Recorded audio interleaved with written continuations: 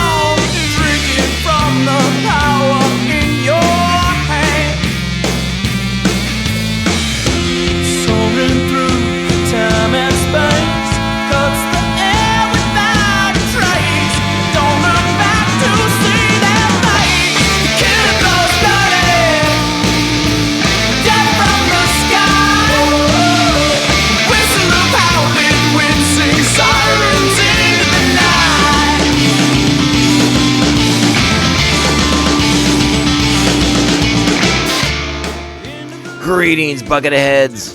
Mayvar Tigar. Welcome to the 157th Obi-Wan. Oh my god, he's being dragged through fire episode of Mandovision.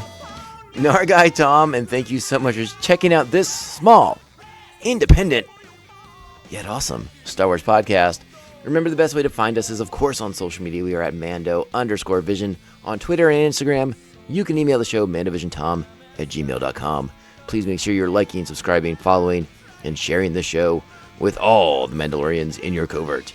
How's everyone doing? We are just... I think many of us are still reeling from this week's episode of Kenobi. What a... Wow. I'm not sure any of us were expecting to go there just yet. But there we went. And we got something that was just... intensity.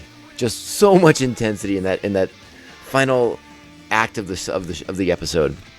My goodness gracious. And you know, it's not a bad thing to be wrong, and I was wrong, and on some of the elements in for the show moving forward. And I'm happy to admit that. I'm happy to be wrong. The only time it's bad to be wrong is when it's to your significant other and they throw it in your face all the time. That's when it stinks. So I try not to be wrong in those arguments. I don't mind being wrong about my Star Wars speculation, about when I play that speculation game, when I kind of put some ideas out there. I have no problem having those thrown back in my face. But nope, didn't get that one, because what I got instead could be better. It's at the very least different, and it will lead the show into a different approach. You know, so 3 episodes in now, yeah, I'm wrong about a couple things. It doesn't look like that the third sister Reva knows. Or is working directly for Darth Vader, kind of, without the knowledge of the other Inquisitors.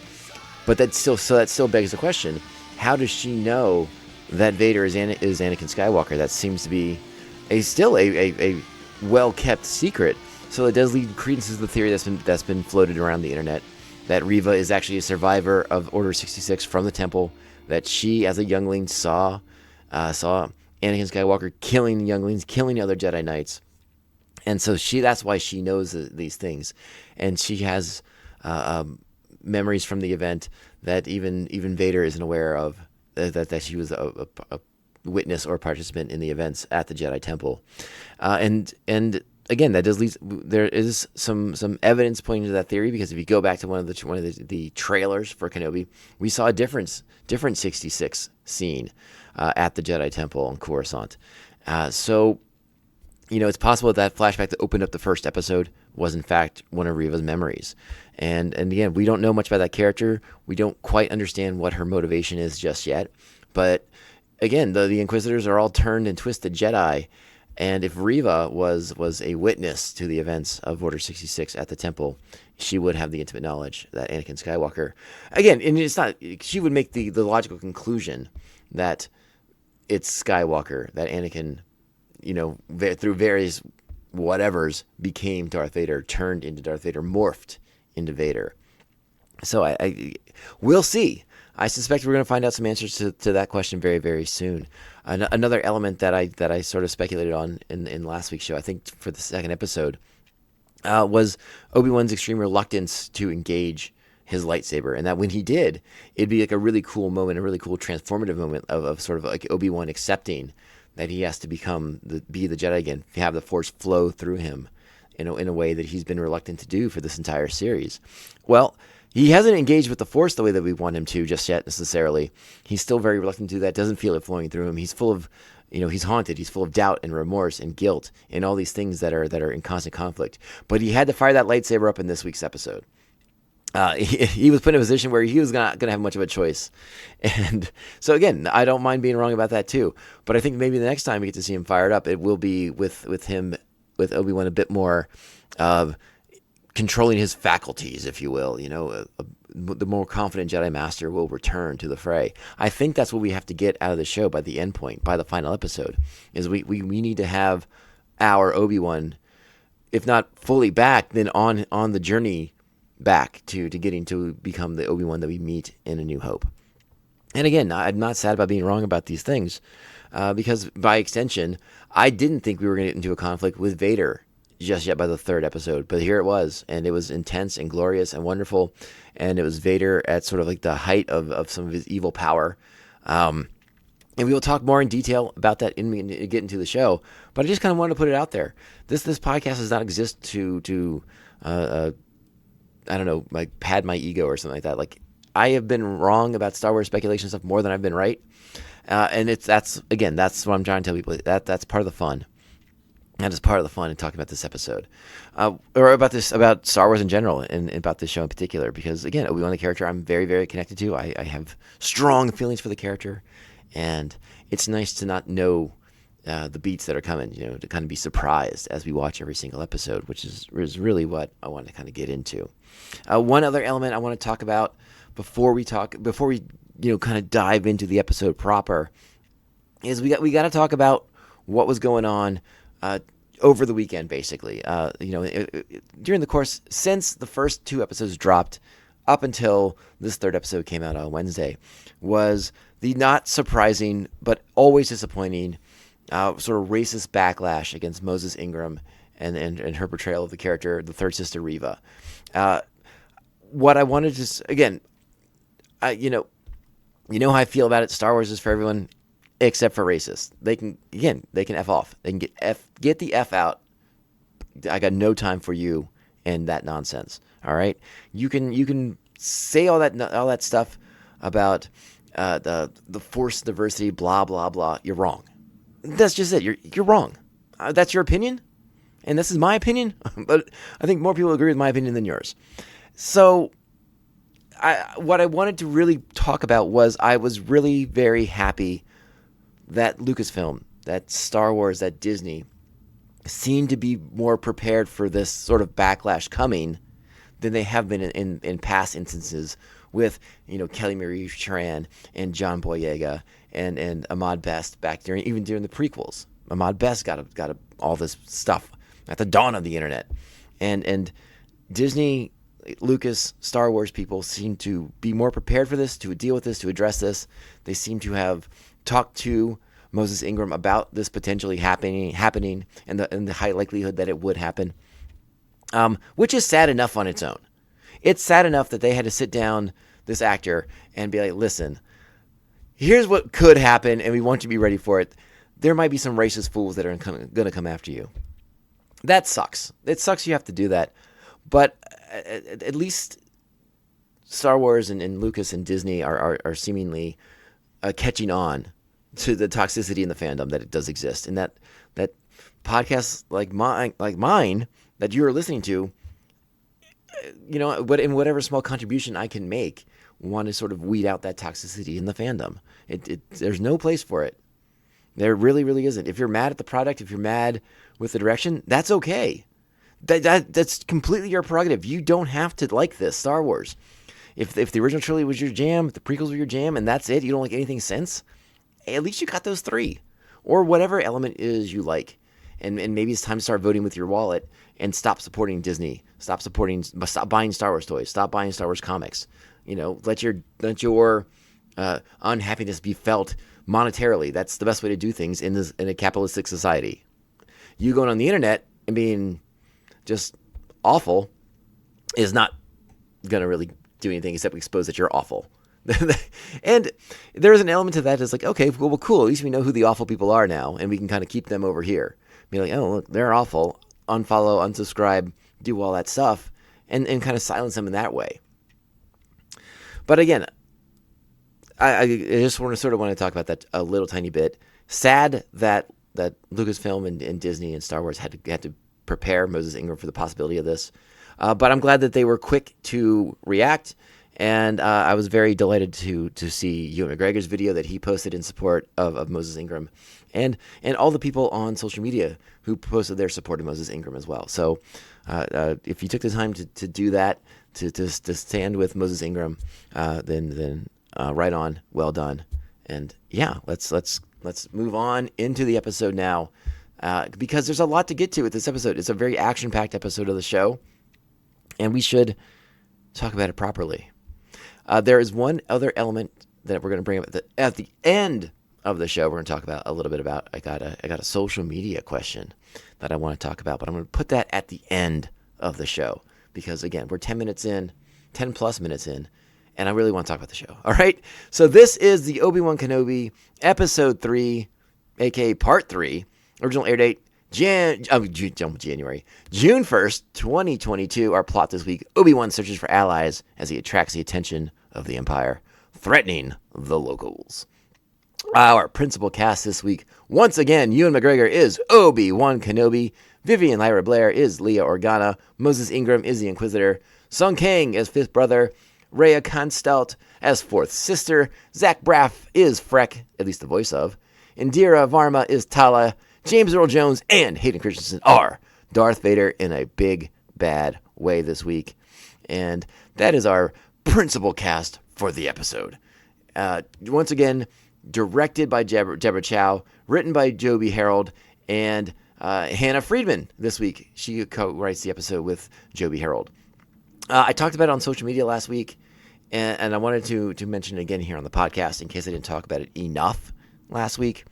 Deborah Chow is directing the crap out of this series thus far. Through 3 episodes, she has done a bang-up job, has shown us some really, really neat stuff that we've not seen in Star Wars before.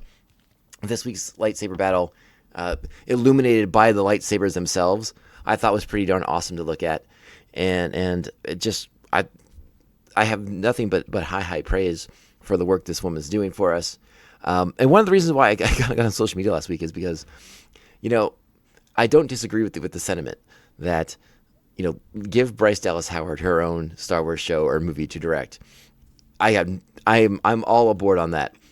But at the same time you're saying all this, there's another female director out there who just put out 2 episodes of a show and kicked the holy crap out of it. All right, did just a bang up job, and it felt weird that there was this big social media swelling for Bryce Dallas Howard to do something. And meanwhile, we got Deborah Chow giving us awesome Star Wars currently, and not enough of us were talking about her at the time. So I wanted to put a little bit of the spotlight back on Deborah Chow, who I think is, again, just doing a phenomenal job with this episode. Or, I'm sorry, with this series. My goodness. All right. I think we got everything we need to do out of the way. Let's go ahead and dive into the episode itself. You know what that means. It's time. Strap on your buckets. Let's go.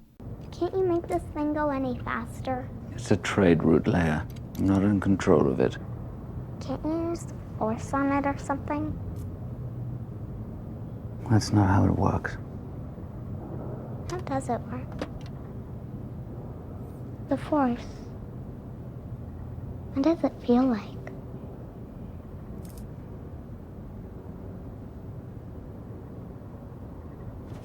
Have you ever been afraid of the dark? How does it feel when you turn on the light? I feel safe. Yes, it feels like that. The episode opens with Obi-Wan Kenobi and Leia, of course, on board that cargo freighter heading towards Mapuzo, which we'll talk about when we get there. But we find Obi-Wan kneeling, attempting to commune with his former master, with Qui-Gon Jinn, the Force ghost that we know he's become. But again, still unable to contact Qui-Gon, to reach out. Again, I still believe Obi-Wan firmly is not embracing the Force as fully as he once did. Again, he's haunted, he's shaken, he's lack of confidence, lack of trust in himself. The guilt, racked with guilt and the failures of the past. Obi-Wan has sort of, I don't know if fully disconnected, but at least is resistant and reluctant to engage with the Force. And so he's unable to get answers from Qui-Gon. He's sort of like pleading desperately to thin air for answers, for confirmation of what he's just been told at the end of episode 2. And that is his former Padawan, his former best friend, Anakin Skywalker, is in fact still alive and now goes about the galaxy as Darth Vader. Obi-Wan is shook by this, and you see that in these opening moments of the show. Then we cut to the lava fields of Mustafar and gaze upon Vader's fortress on Mustafar as it's actually before that, even as Obi-Wan's kind of going through this emotional journey that he's on, the questioning the validity of what the third sister has told him. We're seeing Anakin, aka Darth Vader, kind of be put together. We got that flash of his eyes opening in the bacta tank at the close of episode 2, and this time we're seeing him get all suited up, have his prosthetics attached, have the armor put on him, the respirators for the breathing, the helmet, all of it. It all kind of comes together in the sort of like that montage you're so familiar with from like a Batman movie, where you see him suit up. Now this is the Vader suit up, and it's much more terrifying because you see just how badly burned and the amputated limbs and everything. It's just it's a really intense scene as we're watching Vader kind of be assembled here. But then we cut to Mustafar. We go into Vader's throne room, see him on a throne, in communication with Third Sister Reva, and she's quick to pass off the killing of the Grand Inquisitor to Obi-Wan Kenobi, despite Obi-Wan's real serious reluctance to activate his lightsaber, as we will see again throughout most of this episode. But Vader does not care at all about the death of the Grand Inquisitor. So I want to pause there real quick, because again, we talked about that. We don't really know much about the Grand Inquisitor. Is he really dead? Is there another Grand Inquisitor of the same species who will rise in this one's place, so that the timeline for Rebels is assured? There's still a lot of options there.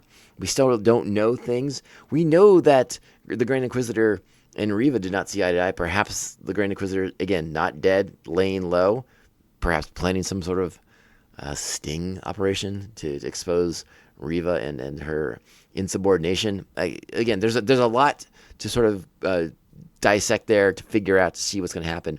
And we still got 3 episodes to go to see how this is going to shake out. So let's not get too concerned about the supposed quote-unquote final fate of the Grand Inquisitor.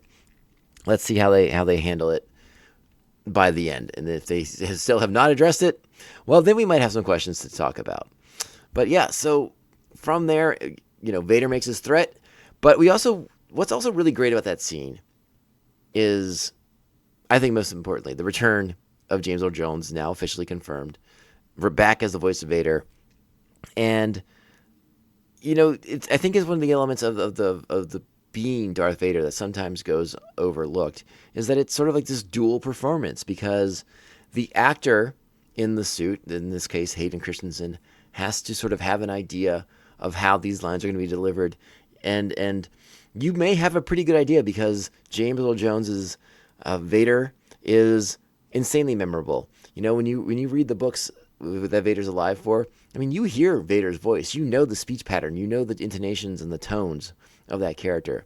So I would sort of really like to hear Hayden Christensen talk about, you know, the going through that, and he's saying the lines that Vader's going to be saying, so that the body moves in the right ways. But then you get dubbed over by James Earl Jones, and you know at this point Hayden knows that's going to happen, like that's in his head already. So it's just sort of like this wonderful dual performance that two actors come together to be the most menacing figure in the galaxy, and it's really really awesome. But now we cut back to the ship. Obi-Wan, as in kind of like a silent reverie of reverie's not the right word I want, but he's just silent, remorseful, and he's attempting to repair Lola for Leia, get to like a really wonderfully nice, wonderfully pretty explanation of what it's like to use the Force, to feel the Force. And you know, I think at this point it's safe to say that Leia hasn't displayed any sort of Force powers of her own at this point, or else she would be on the Empire's radar. So that's for the best. That kind of stays in track with what we know of the canon. If she were to have been displaying these powers, as we found out in this episode, the Empire's been hunting down children who show any sort of Force abilities whatsoever. So the fact that Leia either is not showing consciously or subconsciously is good for her. And again, has to track for the through line that is Star Wars canon. So good stuff there. And now the ship's coming down for a landing at Mapuzo. So let's go ahead and check in with Obi-Wan as he gives us a little bit of detail information on Mapuzo itself. Here we go.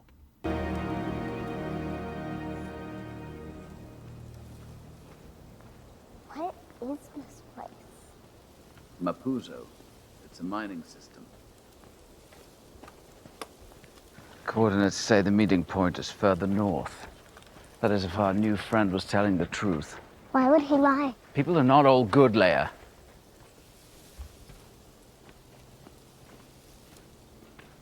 Wasn't always like this here. There were fields and families. And then the Empire came in and ravaged it all.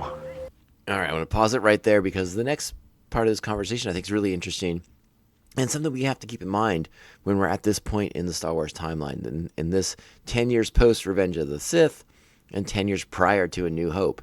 And that's this part about how, you know, the Galactic Empire has risen from the ashes of the Galactic Republic. And yes, we know, as the audience, we know what the Empire is. But there's still people in the galaxy that are trying to do right by the people of the galaxy, by the people of the former Republic. And they mention that. They mention specifically Bail Organa and how he's trying to, you know, protect freedoms and liberties in whatever way he can as a member of the Imperial Senate. But again, we know what the Empire is, but I think it bears talking about in this episode as to keep in mind that at this point it's not full blown, you know, there's this illusion at this point in the Star Wars galaxy that the Empire is not a fierce dictatorship, right? Like there's this illusion that the Galactic Senate, the Imperial Senate, is able to, you know, do what it's supposed to do, right? Like there's this falsehood that democracy still exists in some way in the Star Wars galaxy. And I think that's important to keep in mind at this point. And we'll talk about that as we get to meet Tala, an Imperial who believed in the cause at first until she discovered the truth through her time serving the Empire about what they're really all about and how it's no good. But yeah, I want to check out this last part of the conversation here. But the Empire was supposed to be helping us. Well, there are some, like your dad, who are trying to.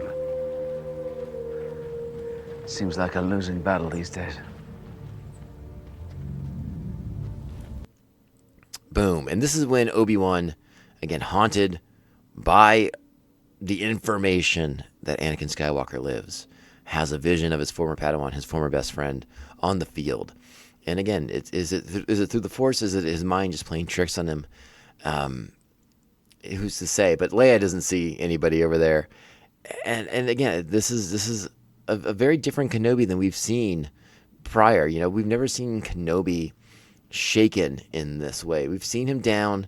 We've seen him on the ropes. But this is a defeated Kenobi. The 10 years of guilt, 10 years of remorse, 10 years of what ifs have just beaten him down. And now the knowledge that Anakin lives and is Darth Vader is racking even more havoc on his state of mind and his we'll just go with confidence at this point. I mean, he just doesn't believe in himself anymore, and now this revelation that Anakin lives and is this horrendous monster enforcer for the Emperor is not sitting well with him. Now we cut to Nor and the Fortress Inquisitoris, which is straight from the video game, the Star Wars Fallen Order video game, which, if you've not played, I highly, highly recommend. It is fantastic fun, really, and a really challenging game if you're into those sort of things. At least I found it challenging, but I am not quite the button masher that I used to be back in my prime. But still a fun game, and I did get through it eventually. It took some time and dedication, but I was relentless in my pursuit of victory in that game, and it was a lot of fun. Really good stuff there. But yeah, we get to go to Ner, which is the ocean moon that the Inquisitors are based on. We get to go to the base again. So we're seeing it for the first time because we're like, in real life, quote unquote, as opposed to from the video game and from the Darth Vader comic books. Reva's returning to the base. She's going to sit down. Well, she's not going to sit down. She's going to have a little conversation with Fourth Sister and Fifth Brother. And Fifth Brother not happy about Reva's sort of presumed command. Now, as Third Sister enters the chamber, I want you to note on either side of her, along the walls by the door, it looks like various lightsabers, the helmets that we saw younglings wearing back in the Jedi Temple on Coruscant, and they line the wall. It's a lot of lightsabers and quite a few helmets of younglings. So, presumably trophies of the Inquisitors and the Jedi and Padawans and younglings that they've killed in their time. So yeah, it's funny. I didn't catch that the first time around, but on my second watch through, I was like, "Ooh, yeah!" And then it was later confirmed. Well, confirmed, but also talked about on social media. I was like, "Oh, cool! I wasn't just the only one who saw that." So good news there. But yeah, if you haven't caught that the first time around, check it out now. But let's go ahead and hear the conversation, the sort of animosity that Fifth Brother continues to have for Third Sister, and her presumptions and her arrogance, and again, sort of like this feud between the Inquisitors, and it's just interesting. Just take a note of it all. Here we go. He's in one of the mining systems. You do not know that. He could be anywhere. I traced the manifest. We should send out all remaining probes now. You are not in charge here. That seat is mine, not yours. I am the next in line.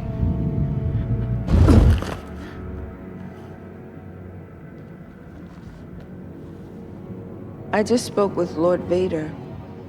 You spoke to him yourself. He asked me to lead the hunt. Unless you feel I should follow your orders instead. Send out the probes. Do it now.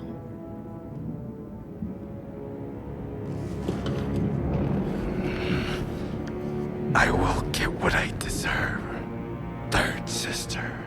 And so will you.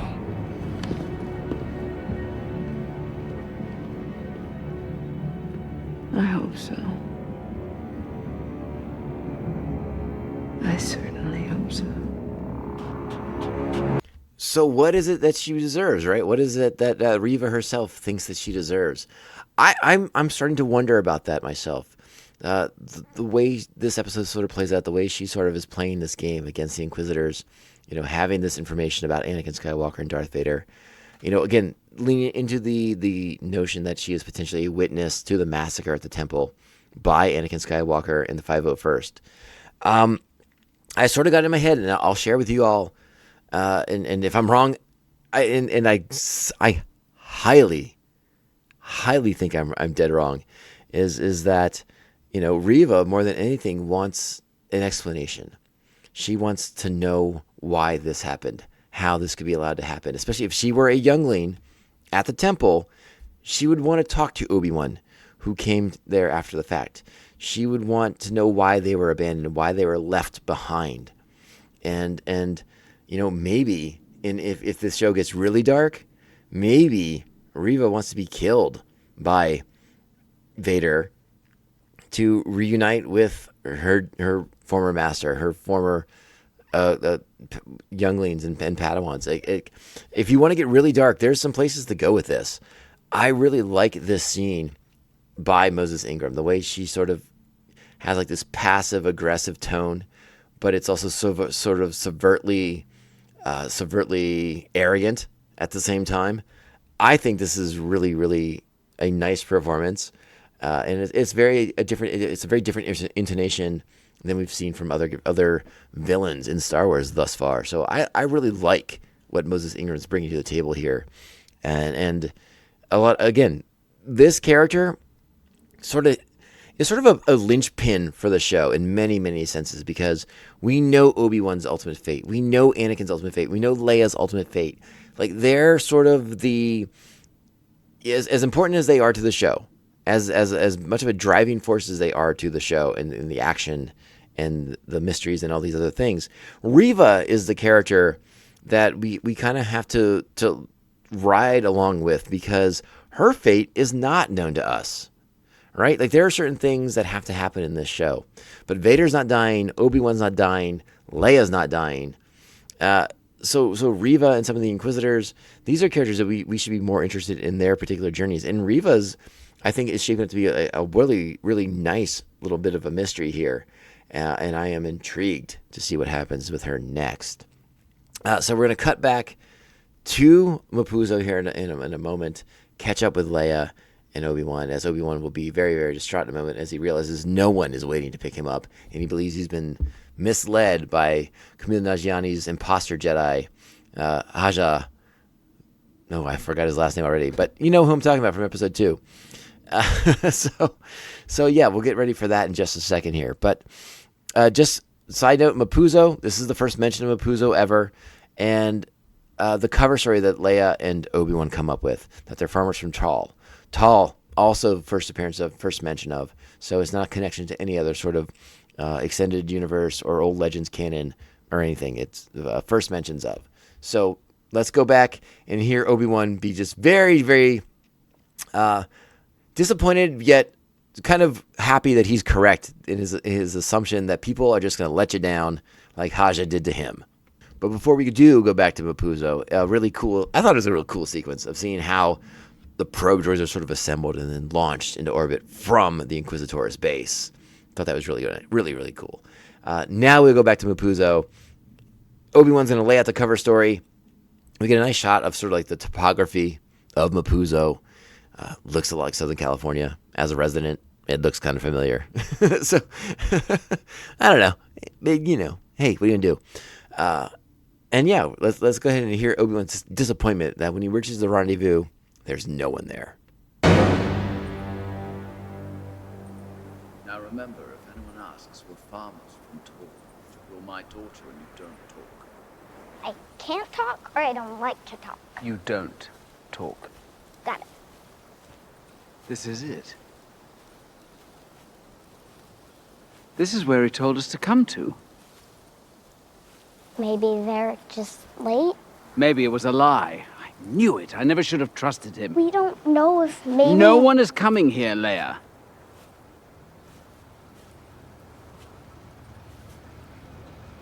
Well, if we're on our own, we're gonna need some help. So it's sort of a very, what's the word I want to use here? It's not like it's a pivotal moment for Leia or anything like that, but like this is sort of Leia, right? Like the sort of assertion that she can take control of this situation and come out the other side, and they're going to be A-okay. Again, I'm still enjoying young Leia here. Maybe not quite as sassy and precocious as we saw in the first 2 episodes, but again, sort of that confidence she has in her abilities to get them out of whatever sort of scrape or jam that they find themselves in. Now, again, she's still young and a bit naive, and she's about to trust the wrong person. But, Obi-Wan didn't have any better ideas. Let's be perfectly honest. What they do is like walk around on Mapuzo and hope they come across a shuttlecraft or something. So, in light of that, Leia sort of takes charge. It's a very Leia moment in that regard to see her sort of taking charge at such an early age here, and Obi-Wan kind of having to play the part. I think it's pretty funny in an episode that is just racked with high intensity moments. Our sort of levity stuff kind of comes here in these later moments when they first met Freck. Freck, by the way, and also a new unknown species at this point. So if we get more details on that, we will happily pass that along.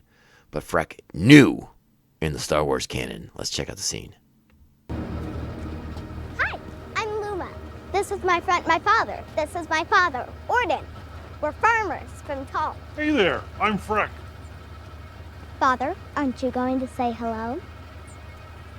Hello. We were going on a trip and we got a little lost in this field.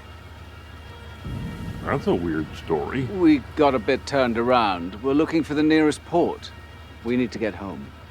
Well, I'm going that way. Jump in. Oh, no, that's all right. Thank you. We just need directions. Come on, Father. We've walked long enough. Thanks, Freck. My pleasure. Hop in.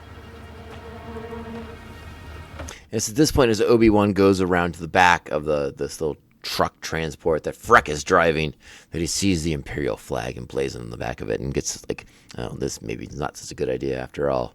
But yeah, I like that moment there with Leia sort of taking charge and Obi-Wan just kind of going along for the ride there until he has to kind of step in and make the story somewhat slightly more plausible.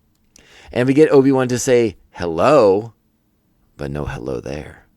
So that becomes a question, right? Again, we all love Obi-Wan's catchphrase. Alec Guinness says it. Ewan McGregor says it at various points in the prequel. Will our Obi-Wan in this series get that confidence, that self-assuredness that he used to have to drop us a nice hello there at some point in the series? That might be even more important than him actually turning on the lightsaber, which he does in this episode again. So, spoilers. But this moment, this scene leads us into a nice moment where, again, Obi-Wan and Leia able to sort of have a dialogue with each other, communicate with each other, kind of open up to each other, and we get to find out some other information about Obi-Wan down the road here. That's again, there's really good stuff. Oh, and also there's an awkward encounter with stormtroopers, because why wouldn't there be on a heavily occupied Imperial world like Mapuzo? So in the first part of the journey, we find out that Freck does have, again, as his truck indicates, kind of a big fan of the Empire at this point.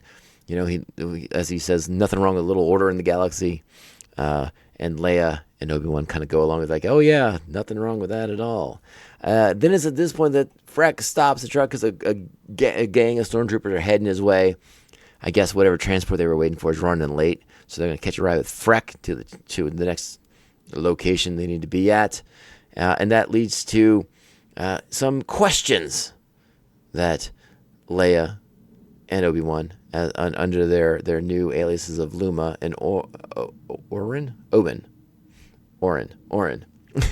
have to address with these stormtroopers who are asking some questions, because these stormtroopers are out looking for Jedi scum who may be here on Mapuzo. You a miner? Farmer from Tal. What are you doing out here? That's a long story. It's a long way. He brought me here to see the place where he met my mother. Poor sheep. She's not with us anymore. It's been a very difficult time. What about you? You have any information about a Jedi? I would know one if I saw one. You haven't heard anything. Nothing. Are you sure he's even on this planet? They know what they're doing, Leia. It's just... You called her Leia. just that I thought her name was Luma. That was her mother's name. I get confused. Like I said, it's not been easy. Sometimes when I look at Luma, I see her mother's face. And the exchange of looks between Leia and Obi-Wan in this sequence, I think, is really spot on, really fantastic. Because as he indicates in the last episode, I mean, he sees, again, there's wild speculation about who he's really talking about in these scenes. But I feel like to think he's not talking about anyone but Padme Amidala is fantasy, is wistful wishing, is wishful thinking. Sorry, is wishful thinking. Sure, yeah. He could be talking about Satine. He could be talking about other people. There's some other things that could be going through Obi-Wan's mind. But I think by and large we have to kind of stay with the through line here. Obi-Wan knows her real mother, her real father. She looks at young Leia and sees Padme, and probably Anakin at the same time. So, and I love this moment where Obi-Wan gets tripped up, calls her Leia, and they have to kind of come together to kind of keep their story aligned. It's a neat sequence, and there's a decent amount of tension here too, because again, Obi-Wan's not on the top of his game at this point. He's not getting it all together, but Ewan McGregor does such a wonderful job with his performance. Just like the subtle movements, the keeping the cloak sort of wrapped around him, kind of protecting him in some fashion as he's engaging with these stormtroopers who he knows are out looking for Jedi. And I love the line of like, Jedi, I wouldn't know one if I saw one. It's a really subtle moment of performances, and I think that's one of the things we need to talk about Ewan's performance thus far in the series. But I'll try to save that for a little bit down the road, because we're not getting a lot of insight into Obi-Wan's mindset, into his state of mind. He's not externalizing like his sort of thoughts. Like, we're having to infer as the audience from his expressions, from the way his body language is working. So I think it's a subtle yet powerful performance that Ewan's given us thus far, without him sort of vocalizing what's going on in his head, what's going on in his heart at this point for Obi-Wan, which is interesting. And it'll be a pretty cool moment, I think, if it happens, when Obi-Wan sort of has to open up and come clean a little bit about some things to Leia, and sort of unburden himself. I would assume he's going to do that with Leia, but we'll see how this shakes out over the next 3 episodes.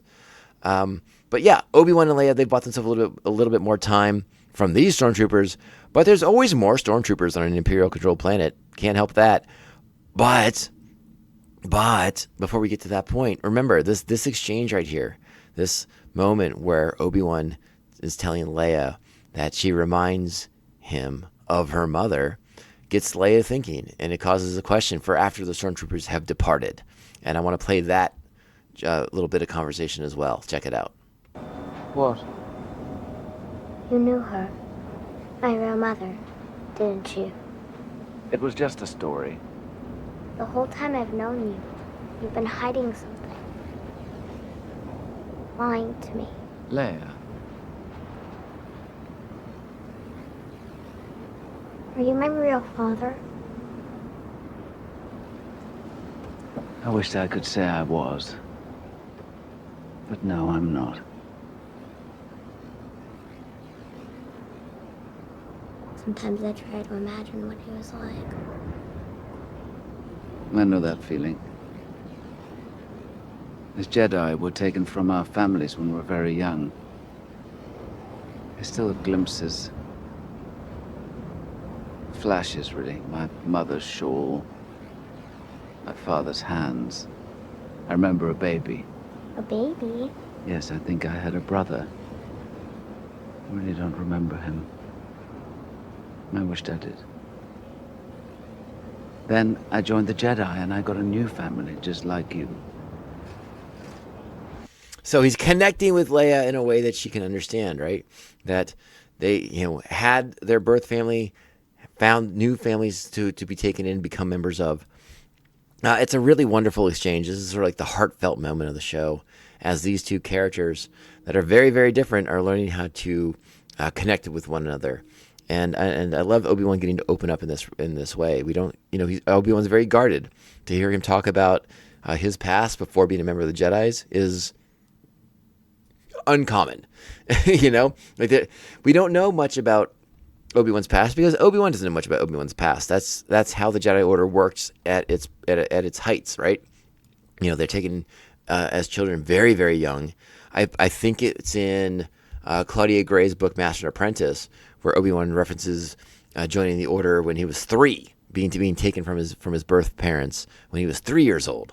And that sort of leans into this. I could imagine being around 3-ish, you do have some very early flashes of memory from your time with these people. And it's sort of like this oddly touching moment, again, referencing like his mother's shawl, his father's hands, things like that. And Ewan delivers it so beautifully, so eloquently, that I think it deserves a little bit of extra attention on it. It's a really nice scene. And then if you want to get kind of into some of the crazy parts of it, the idea that Obi-Wan has a brother. This is not the first time that's been a thing. If you have ever read the novelization of Return of the Jedi, you will know that in that the author who adapted the screenplay, he did what Lucas had originally done in one of the early treatments, which was Uncle Owen was originally Obi-Wan Kenobi's brother. That was sort of how that was originally conceived by George Lucas and then put into the novelization of Return of the Jedi. But Lucas sort of went back, retconned this, changed things, and solidified it that no. Owen is actually Anakin's stepbrother. And that way there's a little bit more of an actual family connection for Luke to Owen, as opposed to being raised by Obi-Wan Kenobi's brother, who calls him a crazy wizard out in the desert. And so I wonder if it's sort of a nod to some of that old, early iterations of the Lucas treatments for Star Wars, or if it's just something that they threw in there as just another moment to sort of connect Obi-Wan to Leia, because as Obi-Wan knows, but Leia doesn't know yet, she has a brother as well. So, it could be a couple different things. It could be both things. But again, a nice moment, and our heroes are about to find themselves in another Imperial predicament as we come up to a checkpoint, and things go a little hairy a little quickly here. Who are they? A couple of strays I found. Thought you might want to check them out. All right. So Frex sort of rats out Obi-Wan and Leia for having a dodgy story that doesn't quite jive with them. They call out, they don't like it. They call him out of the back of the truck, They initiate a protocol, calling in the Imperial Pro Droid and do some facial recognition scanning. And yeah, that Pro Droid comes in, and I really like the way that sequence is sort of shot, with the stormtroopers barking at Kenobi to raise his head so that the eye of the Pro Droid can capture his full face on camera. And it's sort of at that moment when it zeroes in and identifies who he is. And Kenobi, quick on the draw, pulls his blaster out, blows up the Pro Droid, starts shooting at stormtroopers, plug-in stormtroopers. Great action sequence. This is our first big action sequence for this episode of the show. And again, we're seeing how good Obi-Wan, pretty darn good at the blaster. They make it, I don't know if they make it look easier, if blasters are just that darn efficient and easy to fire. But Kenobi's doing a pretty good job of plugging stormtroopers left and right. No one does rise up, take Leia hostage, and Obi-Wan does the fake, yeah, I'm putting down my gun. Don't worry. Gotcha. I'm following orders. I'm complying. Boom! Gets him. And Leia's done. Leia's free. Another great moment was when Kenobi shoots the guard who's on top of the tower, and he falls down, and that laser bridge kind of chops him in half. That was pretty cool too. Like that a bit. So Obi-Wan goes to the other side of the guardrail. I don't know why they didn't steal Freck's truck, right? So they knock out Freck, and I don't know why they don't get back in his truck and take off. That's going to be better than going off foot, right? But it doesn't really matter because an Imperial troop transport's coming up the other side, and it's not going to look good for Leia and Kenobi at this point. Get down on the ground!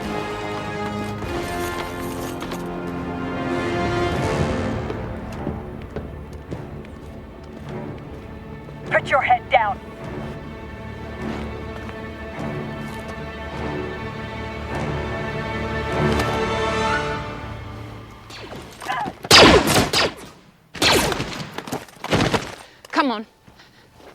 They'll have sent a transmission. We have to hurry. I'll take you the rest of the way. So little choice for Obi-Wan and Leia, but to follow this Imperial officer who has just saved their lives from another gaggle of stormtroopers. And that is, of course, our first appearance of Indira Varma as Tala Dorith. And as we will find out, she is an Imperial officer, but she's become disenfranchised with the Empire and is now attempting to aid people escape the clutches of the Empire. And we'll get to that scene later and let her sort of explain things there. But yeah, a cool sequence, a good way for them to get out of trouble is like, this is as we will find out, this is the person, this was their contact they were supposed to meet. But the arrival of the probe droids changed everything, and she was unable to meet them at the destination. So let's cut now back to Fortress Inquisitoris, as the probe droid has sent its information before Obi-Wan was able to destroy it. We get a little bit of background on Mapuzo, and again, sort of like the one-upsmanship going on within the Inquisitors. Check it out. Mapuzo. It's a mining planet. Mid-rim Type 2. You were right. He destroyed the probe. Signal came through before impact. We have a presence there? Full battery. It's a strip operation, Vintrium. I'll inform Lord Vader. He's already been informed. He was most appreciative. You want to take the credit, you go right ahead. But we both know who'll be standing by his side when this is over.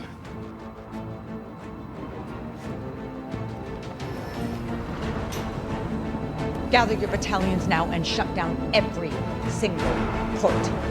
Nobody goes in or out. Do you understand? Understood. Go. All right.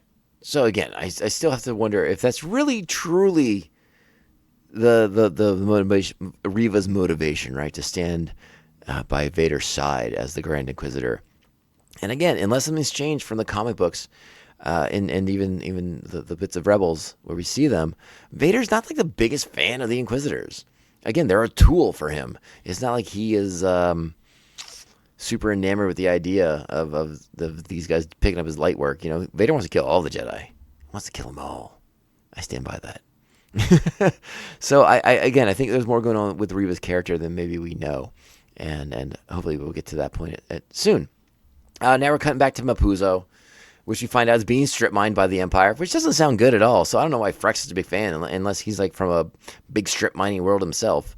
But yeah, let's kind of catch up with Obi-Wan, Leia, and Tala. She's going to kind of fill in some of the blanks.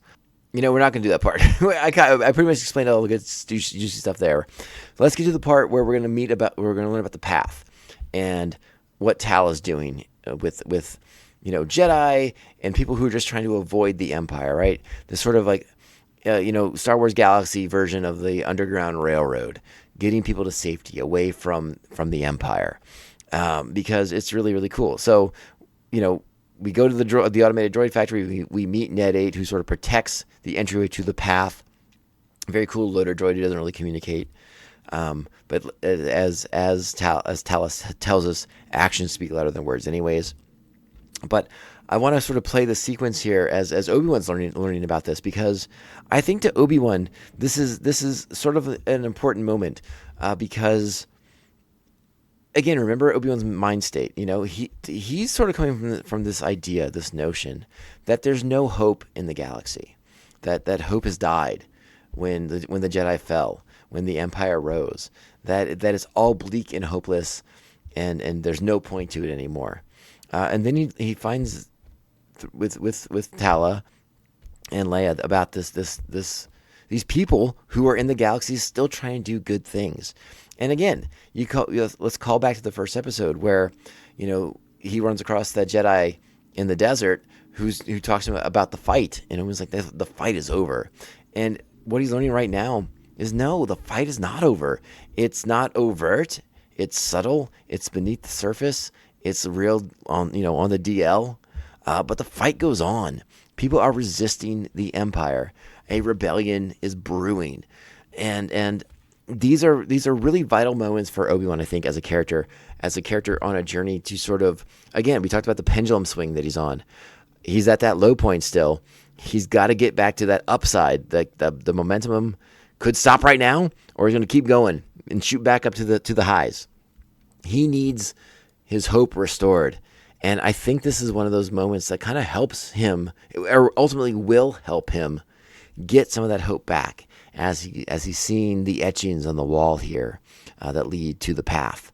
This smuggler's, again, sort of underground railroad for force sensitives and the undesirables that the Empire would rather have in custody or dead. What is this place? We have safe houses like this throughout the galaxy, trying to link the systems. Some call it the Path. You're not the first Jedi to come through here. It all leads to Jabim, and from there we give them new identities and get them out. All right, Jabim, a place referenced before. We're getting a callback to something that is fairly significant, right? The Clone Wars era comics Jabim was a site of some battles, right? Obi-Wan, Anakin, Asajj Ventress all ended up there. They're doing some serious things on Jabim. Again, these are the sort of the old Dark Horse comic books, right? The ones that are no longer canon. And then there was a Battle of Jabim in the Dark Horse Empire comic books that had to do with one of Luke Skywalker's friends who joined the Empire and advanced through the ranks. And the Battle of Jabim was really big in that Clone Wars and that Empire comic book. So the fact that Jabim's sort of like this safe haven at this era of the Empire's rise is very, very interesting. Now, again, those stories aren't canon anymore. That Clone Wars and Empire era stuff doesn't count. But the idea that Jabim is back, I think, is very, very interesting. So let's go ahead and check out the rest of the sequence here as Leia and Obi-Wan start checking out the various wall etchings in the wood paneling here around the entrance to the path. There's a lot of good people risking their lives out there. Were they all Jedi? Not all. These days, the Empire hunts anyone who's force sensitive. Even children. What happens to them? We're not sure. No one ever sees them again.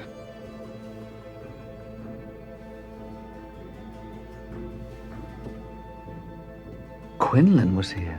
Yeah, he helps now and again. Smuggling younglings.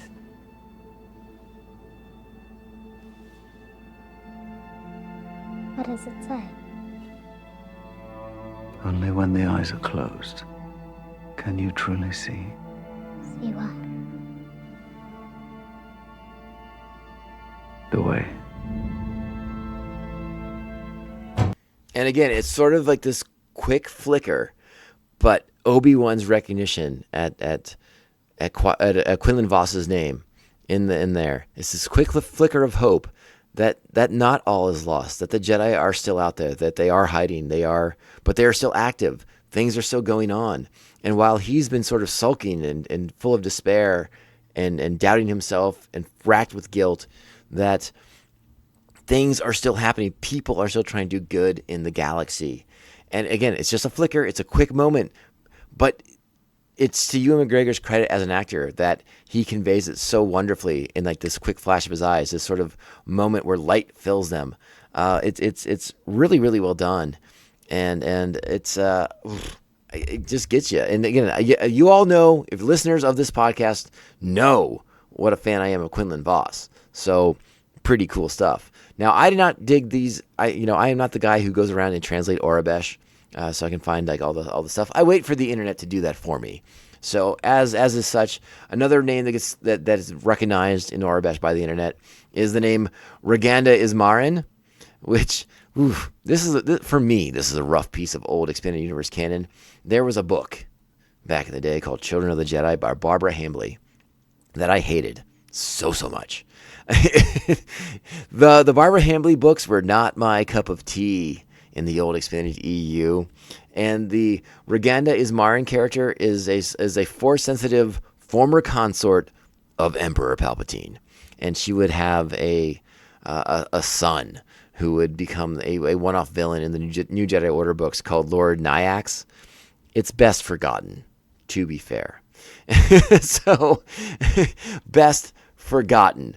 Another name that's been translated is Din Altis, another relatively again, just from let's put it this way, from the same book, from the Children of the Jedi, and was a leader of a Jedi splinter group, the Altasian Jedi. All right, and they believed that the members of the Order should be able to have like multiple apprentices. They should be allowed to marry, and was a mentor to a character named Callista that was a romantic interest of Luke Skywalker's, again, in this Children of the Jedi book, which I think is not very good. But that's just my opinion. And if you disagree with me, that's A-okay too. Another name. Now, this one's more exciting. This one is more exciting. Again, also from the Legends era, from the old EU. Another name translated in the Orbesh is Valen Halcyon, which was the code name of Hal Horn, a former Padawan who was hidden during the Purge. Hal Horn, why is he important? Well, he would go on to have a son who would become a Jedi Knight in the old EU by the name of Corran Horn, the former C-Sec officer and X-Wing pilot who would star in the I, Jedi novel after being in the X-Wing books by Aaron Alston and Michael Stackpole. Actually, I think it was mostly the Stackpole ones than the Aaron Alstons. But became one of my favorite characters when I was a kid. As Corran Horn was awesome, and he would marry a smuggler whose dad had stolen a Star Destroyer. It was a whole thing. It was a lot of fun. But to come across that in the translations when I was looking those up on the internet was pretty cool. So the idea that somewhere out there maybe Corran Horn exists in the new canon, I think is really, really rad. Again, these could just be fun Easter eggs. But the idea that they exist out there, that the writers and the producers and the people who are building these sets are including these things is just really, really awesome, and I loved it. Now there's gonna be a knock at the door. Some stormtroopers are gonna come in. They want to question the droid. We see Ned 8. He's gonna have like a hammer behind his back. Like if these stormtroopers get too close, we're gonna start. I'm gonna start slapping some stormtroopers with these things. But no. Ned 8 will not sell them out. He is loyal to the soil, if you know what I'm saying. So after the stormtroopers arrive and leave, Tala is concerned that they are compromised. It is time to get off planet now. So they're not going to wait for the ship, the pilot, to kind of be like, oh, now we can go. No. It's time to move up the timetable, and it's time to rush Obi-Wan and Leia out the door. But it leads to a telling moment as Tala sort of reveals why she's helping them. She'll make a good fighter one day. Yes, I think you might be right. Why do you do this? Risk everything. I joined up when the Empire stood for something. By the time I realized what they really were, it was too late. I made some mistakes. We all did. I can't imagine Obi-Wan Kenobi doing anything wrong. It's just ban these days. Well, Tala. Come on, this will take us out. All right, so they got to get on the move here. But guess what? People are coming. So this next sequence, as Ben feels something, right? Like, again, a disturbance in the Force, perhaps. Like, again, his perhaps limited contact. Maybe he's more engaged with the Force than I'm giving him credit for, because when Vader / Anakin Skywalker arrives on Mapuzo, Ben feels it in a way that he's probably not felt the Force in some time. So he goes to the slotted door to the automated droid room, and he witnesses the arrival of his former Padawan, his former best friend, the man he thought he killed on Mustafar. Darth Vader arrives in the town, and it is a sequence like nothing we've seen on Star Wars before. The dramatic tension here ratchets up insanely as Vader walks his way through this town with Ben peering out the window. And then the moment when... again, this is my interpretation of the scene. If you disagree, that's okay. I'd love to hear what you think. But, people hear that Vader's coming. They all go to hide, right? They don't want to be in his eyesight, in his mind, his eye line at all. But they can't risk they want to see the Dark Lord of the Sith, right? But they don't want to be seen by the Dark Lord of the Sith. So my interpretation of this is that he knows that Kenobi is here in the town, And so he attempts to draw Kenobi out by hurting these people, by killing these people. And it is a scene just ratcheted up with tension as he's force choking people, dragging people through the streets, snapping necks with a look. It is a Vader, the likes of which we've not seen much of in live action, and it's terrifying. You know, we all remember the quote that Ewan McGregor gave us a few weeks back before the show debuted about the first time that he saw Hayden Christensen come on set in the Darth Vader suit and kind of track him down and make his way towards him, and how Ewan McGregor sort of became a 7-year-old boy again, seeing Darth Vader for the first time in the theater and just being full of dread and terror. That is what this scene is creating, my friends. This scene is that. And again, Ewan McGregor, his facial reactions, his body language, the sort of terror that he feels as he's watching, again, his former friend do these horrendous actions is really, really powerful stuff. And it's at this point, too, that he has to try and urge Tala to take Leia to the rendezvous, to get her off planet, get her back to Alderaan. And Ben will try to lead them away, try to lead Vader and the Inquisitors away so they can make their escape, and Leia can be reunited with her family. That's one of the things we did sort of skip over on our recap thus far, is that part where Leia is apologizing to Ben for running away from the palace, for getting kidnapped, and now that she misses home and she just wants to go back. Because again, remember, for as mature and sort of sassy and precocious as Leia is, still a child, still wants to be back with her adopted mother and father. So it was a really powerful scene as Ben is sort of trying to absolve her of any guilt for getting kidnapped, right? For leaving the palace and having these terrible things happen. Because again, she was a pawn. She was kidnapped to smoke him out. And Ben knows that, and Leia knows that too, but she's a kid, and she's sort of succumbing to the fatigue of this life on the run. So again, really wonderful moments these characters have in this episode. And now Ben, Obi-Wan is gonna try and get Leia reunited with her parents by distracting Darth Vader, by distracting the Inquisitors. But the Inquisitors, by the way, under strict orders not to pursue. This is Vader's hunt. This is Vader's fight. And he wants Kenobi for himself. All right, let's just get into it. There's only so much we can play that works on a podcast as far as the audio goes, but you know the tension, you know the scene. Let's just show off what Deborah Chow did here as Vader and Kenobi engage for the first time since Revenge of the Sith. And really, let me highlight it one more time. The way Deborah Chow shoots this sequence, awesome. Really great stuff.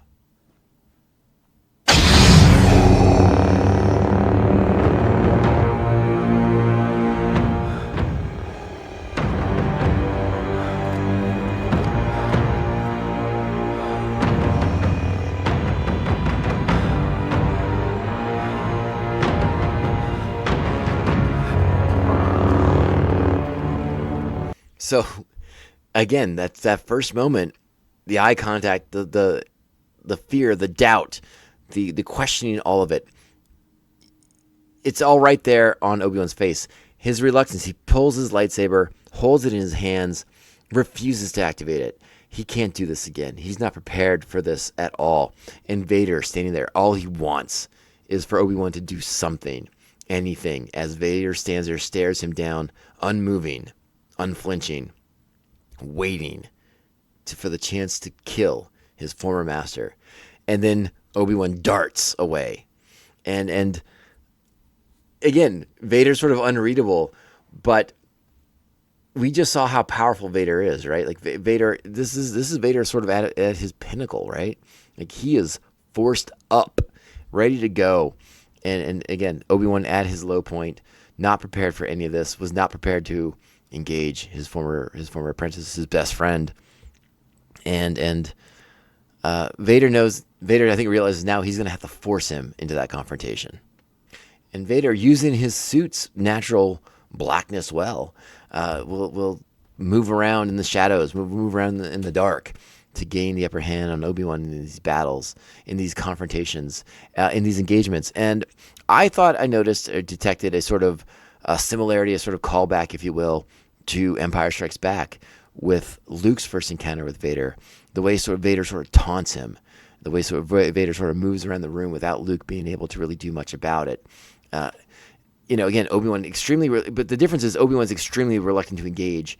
In Empire, Luke is far too excited to engage, thinking that he can defeat Vader right here, right now, and not realizing how unprepared he is. Again, Obi-Wan, completely unprepared for this fight, and I think very, very much believes that there's no chance that he's going to win this battle at all. Obi-Wan, a man who's now been struggling for 10 years to regain some sort of sense of self, a sense of confidence, a sense of belief that he did the right things at the time. Just again, for 10 years, he's let his skills diminish, and it's going to show in this confrontation here as they work their way through this strip mine area here on Mapuzo. You cannot run, Obi-Wan.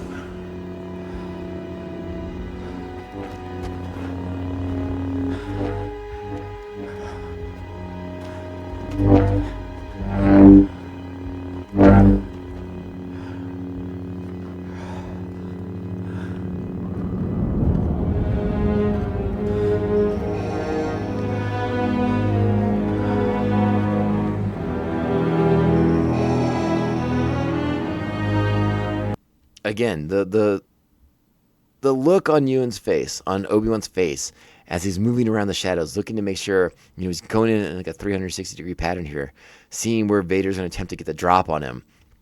We're only illuminated by Kenobi's lightsaber at this point, the blue glow of his blade, and it's fantastic. It looks so great. It looks so good. And then as Vader will engage his red blade, and Chow makes the decision to pull the cameras back at a certain point, and we're just seeing the blades go at each other. And again, not well, because Vader's style is, again, more brute force at this point because of his limitations as part man, part machine. But again, Kenobi with a different skill set as well, not prepared for this encounter, not prepared for this engagement. But yeah, it's listen as they begin to engage with each other, and Vader kind of throws some sick burns into Kenobi's face. It's not just Uncle Owen that throws out burns nowadays. What have you become? I am what you made me.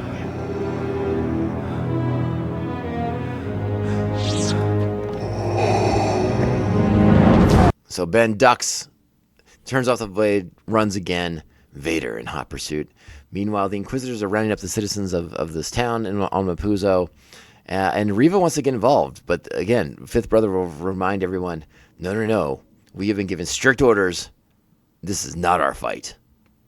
But Reva sees an opportunity here. She sees the Net 8 droid leaving, and something that hits something with her, right? She perceives something, whether through the Force or through sort of the just randomness of this droid leaving this base, leaving this room, kind of randomly as these people are being rounded up by the Empire, and she's able to find everything. She finds the secret entranceway to the path. She finds the carvings on the wall for the Jedi Order, for the Republic, all this symbolism that upsets her, that evokes rage in her, and somehow she's going to be able to get the drop on Leia Organa, who will appeal to Tala to go back and help Ben. Leia knows that Ben can't handle this fight. He's not prepared for this fight, and it's a losing proposition. So she will appeal to Tala, who will eventually relent, because Leia promises to she's going to go. She's going to get to the rendezvous, she's going to go to the ship, but Tala has to go back and bring Ben. And Tala will relent and do just that. But somehow Reva's gotten ahead, has, either... I don't know exactly how Reva figures out, whether it's through some sort of Force intuition, or she sort of has an idea of where this tunnel's going to come out to. She gets a drop, kills the pilots who were going to shuttle them off world, and yeah, Leia. Looks like Leia goes to make a run for it, but I sort of suspect Leia is going to get captured here pretty easily, as there's only really two ways to go in this tunnel system. that leads to the port. But yeah, it's not looking good. So let's go ahead and cut back in to Master Kenobi here as things are going to go sideways for him real quick. So everything's happening really quickly. We're cutting back and forth between the tunnels, between Vader and Kenobi, between Reva making her move, finding the path, and all this stuff. It's again, the tension's really great. The music's really great. The score on this episode has been fantastic for ratcheting up that tension, for really elevating the stakes here. So you by this point, like, your heart's probably pumping out your chest like mine was.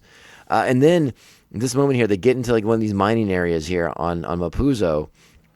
And Vader is going to grab Kenobi in the Force choke, lifts him off the ground. It's, again, I just want you to listen to the music, listen to the tension, listen to Kenobi gasp for breath.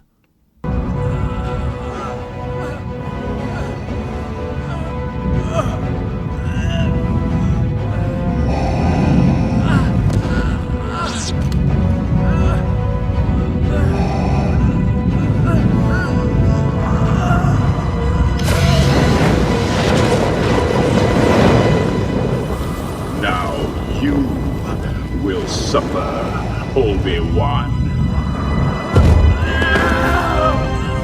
It's at this point in the show that I lost my mind.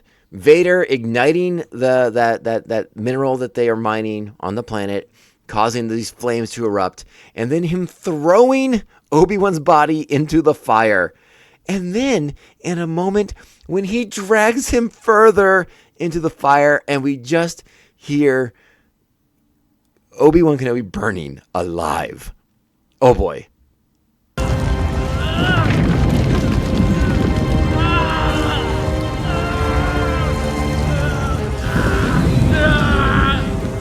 Your pain has just begun. All right, this is when Tala arrives on the ridge, and the stormtroopers are going to come up from Vader's rear. And again, this is not about killing Kenobi quickly. That was never the plan here. As Vader says, the suffering has just begun. Your pain has just begun. And think about that. Get into Vader's head about that a little bit. We know so much about the man under the mask now from the prequels, from the Clone Wars cartoon. And to be in this place, to be so ravaged by the dark side, to be so consumed by the dark side of the Force, that your former best friend, a man that you bled with, that you fought these battles with, you are now willing to torture for the rest of his days, to sort of ease your own suffering, to give retribution, the perception of retribution for the wrongs that were committed against you by this man. Again, the perceived wrongs, because everyone's the hero in their own story, right? And Vader's no different. This is like a different level of sadisticness that we've seen than what we've seen from Darth Vader to this point, right? Everything with Vader prior to this has been quick. It's been fast. It's been merciless. And this is merciless as well, but this is slow, arduous, painful suffering. This is the dark side encapsulated in one figure in a way that we've not seen before. And it is intense to the extreme. But again, Tala's here. The stormtroopers are going to go, because again, Vader's not wanting to kill Kenobi. This suffering has to be drawn out for as long as humanly possible. So Vader extinguishes the flames that he ignited, and he wants the stormtroopers to go get him. Tala goes to shoot the first one, causes another explosion, reignites the flames, and sends Net 8 to go rescue Kenobi. And Vader watches it happen. Vader realizes that he has... Again, I think Vader's prepared to sort of let this game play out a little bit, because there's nowhere to go. The Empire has this planet on lockdown. So he doesn't pursue through the flames. And I also sort of wonder if Vader might have some sort of proclivity for fire. Like, maybe he's not all that enthralled about jumping back into a burning field of anything. I could be imagining that. I could be suppositioning that.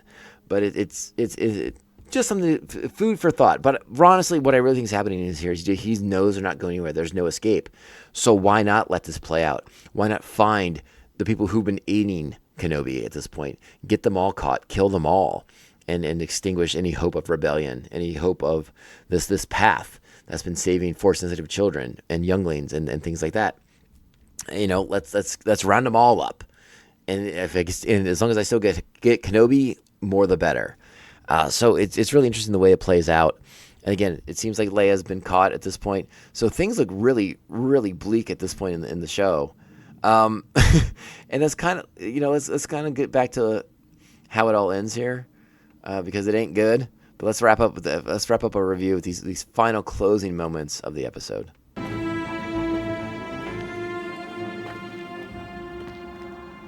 Don't be afraid. Come closer. Are you the one I'm supposed to meet? Unfortunately, they couldn't make it, but I'll take you from here.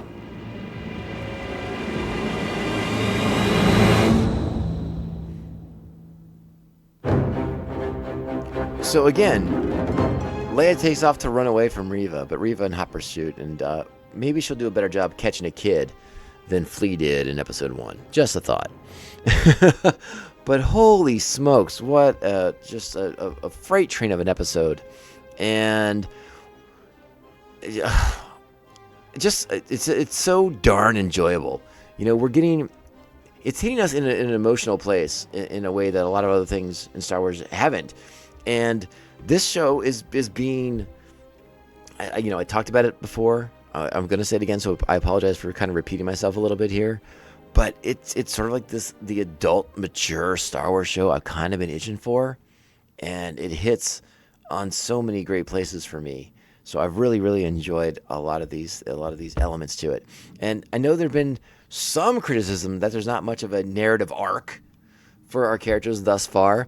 And again, I sort of addressed that earlier, how everything that we're experiencing through Ewan, through Obi-Wan, is through his acting, through his body language, through his facial expressions, through like the little bits of tidbits of information that he's dropping here and there. I think we're going to get that narrative point across soon enough. I think right now we're just getting like a showcase in subtle acting. Real honestly, I mean, again, it's a simple enough story. We're not reinventing the wheel with this. Vader wants revenge. Obi-Wan, who wanted to stay hiding, watching over Luke, has been called out to rescue Leia. It's all pretty straightforward, and on that note, it's very Star Wars, and that's why it's kind of perfect. So I don't subscribe to anybody who's saying there's quote unquote no narrative journey here for the characters. Relax. 3 episodes in, we got 3 to go. I think we're gonna get plenty of narrative by the end of it, and know the hows and whys that everyone's doing what they're doing and what's going on here. So relax. Just let the show play out. Let's see where we go. Let's see where we go. Let's see where we go. Love this episode. Fan-freaking-tastic. So many great things in this one. It's so awesome. It's so awesome. All right. Earlier in the show, I mentioned there was I kind of put it out there because, I've mentioned it before. This show, I will not be able to do day and date releases because my work schedule's changed. So I will not be able to watch the show and record a podcast for the episode in the same day. So odds are this show will come out on the show drops on Wednesday. Our podcast review will come out hopefully on Thursday, but Friday at the very, very latest. So that'll give us a little bit of time to let things breathe a little bit, which may work out well. But yeah, I can't do Wednesday watch, Wednesday release right now because of work, unfortunately. So hopefully the show this podcast will maintain its Wednesday for the show, Thursday for the podcast release schedule. But that being said, I want to put a big old asterisk because in 2 weeks I have jury duty, and that could ruin everything. I'm not going to lie. I don't think I can sit in that jury waiting room and record a podcast, at least not a productive one. So we'll see how it goes. I'll keep you all posted on that. But because today we're doing things a little bit differently, I went on social media several hours before I was recording the show just to see if there was anything anyone wanted to kind of get into. And Josh Gaines at Real Josh Gaines wrote in and asked, why are all recent Star Wars shows kidnapping plots? Grogu, Omega, Leia. Is there nothing else? This is a very valid point. Again, I agree with this question. I like the idea, the spirit of the question. But I think if I were to answer this question, and again, I do not work for Lucasfilm. I do not work for Star Wars. And maybe I'm a bit of a Star Wars apologist in the sense that I'm going to try and explain away these kidnapping plots. I think with Omega, it's a case of Omega ran away from the people who, kind of quote unquote possess her, the Kaminoans. And she is sort of property of the Kaminoans and whatever they're attempting to do with their genetic research. So her getting kidnapped back from the Bad Batch was sort of connected to that. Grogu, sort of the same thing. Again, had been kidnapped prior, was trying to be reacquired. and that's sort of like one of the great unknowns about The Mandalorian, right? Is like, how did those it wasn't traditions, it was Clint, no, it wasn't those either. I don't know. I can't remember what species it was that had him in the first episode that Din Djarin went to go get him for the client with the bounty pucks. So who took Grogu from the Empire? How'd that come to be? When are we gonna get those answers on that part of the plot for that story? So the sort of chain of custody, quote unquote, for Grogu is questionable. There's a lot of things we still don't know about that. Apparently, Grogu's been kidnapped multiple times. But there's a lot of splaining to do with Grogu. So I'm going to kind of leave that one sort of unanswered because I still want some information on that whole situation. Klatooinians, that's who I was thinking of. The Klatooinians are the ones who Din Djarin killed a lot of with IG-11 in the first episode to sort of rescue Grogu before he could return him back to Werner Herzog. And then as far as the Leia plot goes for kidnapping, again, I understand the trope of the kidnapping to sort of spark the plot is getting a little tiresome, but I guess what I'm sort of trying to say in response is that, like, at least for each one, it's sort of brought about by different motivations, right? Like, Omega ran away. She's viewed as property by the Kaminoans. Grogu is a former Jedi or Padawan at the very least, or youngling, I suppose. Youngling's probably more accurate. And has again been in multiple hands. It seems like at this point, but we have questions to be answered there. I don't know why more people aren't asking how he fell into the hands of the Klatooinians in that first episode. What was going on there? Who orchestrated these things? Unless I'm forgetting some element here, but I don't think I had my stroke just yet. So I don't think I'm forgetting anything for that. This with Leia, and again, I understand kidnapping by large, we're talking about the same thing, but Leia's a pawn. Leia's has been kidnapped to draw out Kenobi from hiding. They're playing on his relationship to Bail Organa, and some like a sympathetic Kenobi will come out of hiding to go rescue the daughter of Bail Organa. Again, you're not wrong. The trope is a little tired. It's getting a lot of tread, or the tread's wearing thin, I should say, for these Star Wars shows. I would like to see sort of like the inciting incident be something a little bit different, a little bit more on the other side of the wheel, if you will. But at the very least, I think we can take some comfort in that it's not exactly identical every single time. It is sort of, it's sort of plot based, right? And again, but you're not wrong. You're not wrong. We're using kidnapping a lot here. It's sort of like that period of time in. I want to say this goes back to the 80s, but it might even go back beyond that. But sort of like that trope where, like, they did this a lot in comic books, where like the hero's girlfriend would be murdered, and that would spur the hero on to great things and onto great action against overwhelming villainy. But all these women were being murdered to give these male characters more agency, and that's something that gratefully we've gotten away from in the comic book field and in movies and other things like that.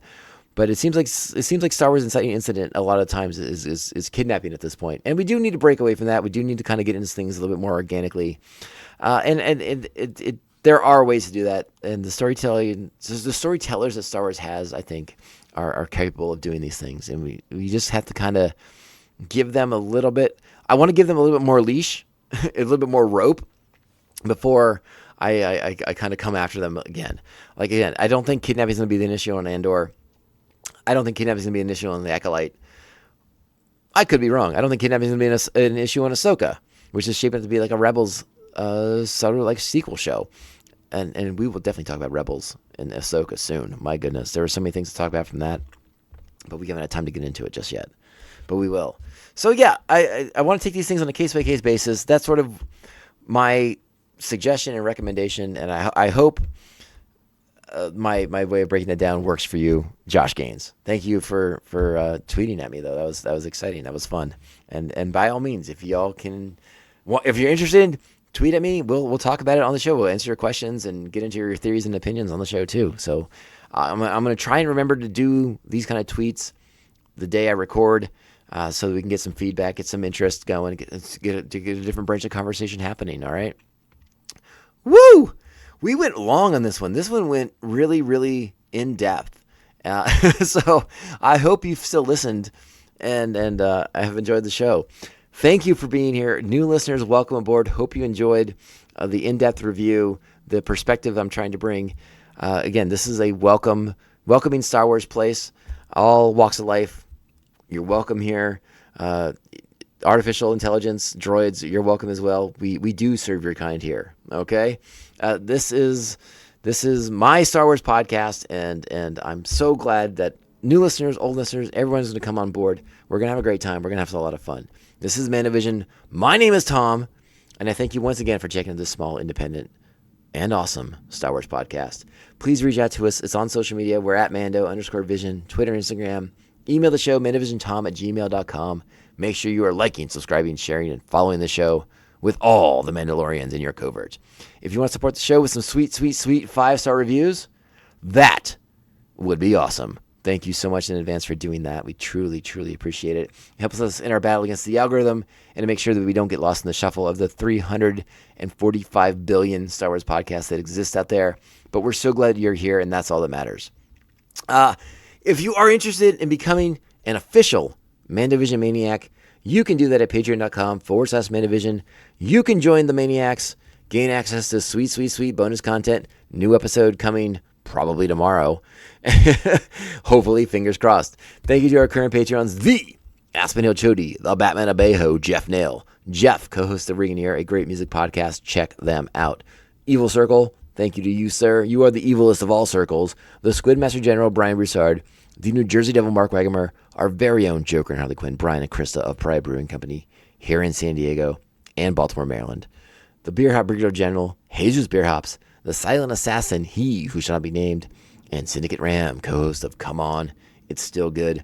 Thank you all so, so much for the support, and hope you look forward to that new episode. Hope you check out that new episode that we're dropping on the Patreon tomorrow. We get silly. Let's put it that way. We get silly on that one. Talking about Moon Knight. Oh boy. All right. So we're going to be back next week for Obi-Wan Kenobi episode 4. It's going to be fire. Oh wait, too soon. Too soon for Obi-Wan to be on fire. Woo! All right. Hopefully Obi-Wan gets some back to patches at the very least for next week, because he's got to get that fighting arm in good shape again. Woo! All right. Lot to get into, lot to look forward to. We'll be back very, very soon. Remember, this podcast can only end one way. This is the way. This is the way. This is the way. This is the way. You expect me to search the galaxy for the home of this creature and deliver it to a race of enemy sorcerers? This is the way.